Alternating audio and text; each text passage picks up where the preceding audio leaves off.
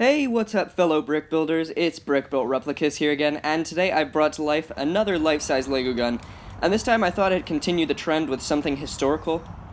Since this gun has made a reappearance in the long-awaited Call of Duty Modern Warfare Remastered, I thought it was finally time to give it a try. I mean, I don't have any historical guns on my channel other than the PPSH, and I thought I'd do something a little more realistic for you guys because I'm really proud of this build. It's got a lot of functions that I'm going to go over in the video, and I hope you enjoy it. Don't forget to leave a like, subscribe, and comment down below on what should be brick built next.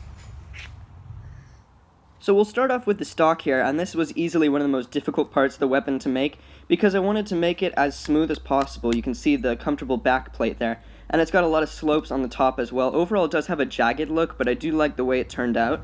Here's the grip, and it was built sideways using a couple of plates. You can see a little bit of detailing and stickers attached to wall pieces. And the frame of the grip itself was basically made using a couple of sloping bricks. There you can see a 1x1 stud for some detail. The trigger, like all of my guns now, does function using a rubber band. And you can also see that the top of the receiver does have a little bit of detail and sloping to it, and a couple of tiles attached to the side. So I thought it was finally about time for me to incorporate some more functionality into my builds. And this is the AK style mag release that resets using a rubber band as well. And here's a look at the magazine. This was definitely interesting to make with the bullet at the top, but overall the shape of it, because I actually had to build it sideways using a bunch of sloped bricks, and overall it just gave it like another realistic look to it. And for this magazine, I also wanted to make it true to the realistic reload of the AK-47, so it does rock in, and it's really sturdy, so if you shake the gun around, the magazine won't move, unless you actually pull on the mag release and take it out. The AK-47 confused me at first because it has a massive fire selector. Like, this fire selector is huge, and it was attached to the side using a Technic Plus axle. And it's pretty stable, you can move it around, and it does block the bolt from going backwards. And once you move it down into the fire position, basically you have access to the entire bolt mechanism, and it goes all the way back throughout like basically half of the receiver itself. And the bolt was attached with a rubber band as well. There is a total of 3 rubber bands in this gun, a maximum for me, and it resets pretty well, and it slaps against the gun, and it sounds pretty nice. And overall, this AK just looks really cool and realistic. Like, if you look at it from a distance, it pretty much looks like an actual AK-47.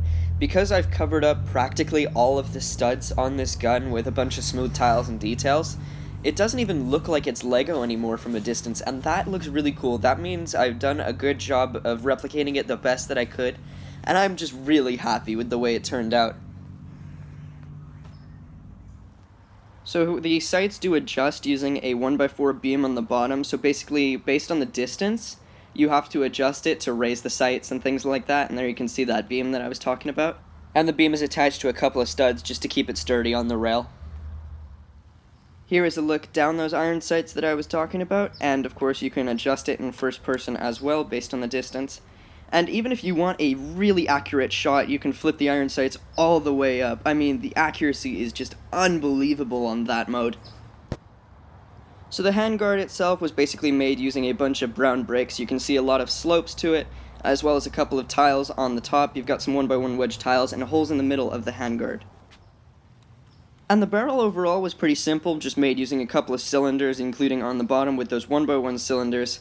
And you can see it's got a couple of tiles used for the front sight with another cylinder in the center just for that extra realistic look.